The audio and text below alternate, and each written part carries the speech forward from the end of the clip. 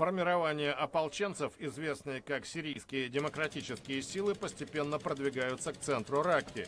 С 2014 года город находится в руках запрещенной экстремистской группировки «Исламское государство». Видео, оказавшееся в распоряжении Рейтер, снято в понедельник, 19 июня. На нем фигурируют бойцы ополчения, ведущие боевые действия в Ракке при поддержке коалиции во главе с США. По словам одного из них, Акида Кабани, темп наступления снизился, потому что исламисты минируют подходы к центру города. Основу сирийских демократических сил составляют курды, но в их рядах есть арабы, ассирийцы, армяне и представители других этнических групп.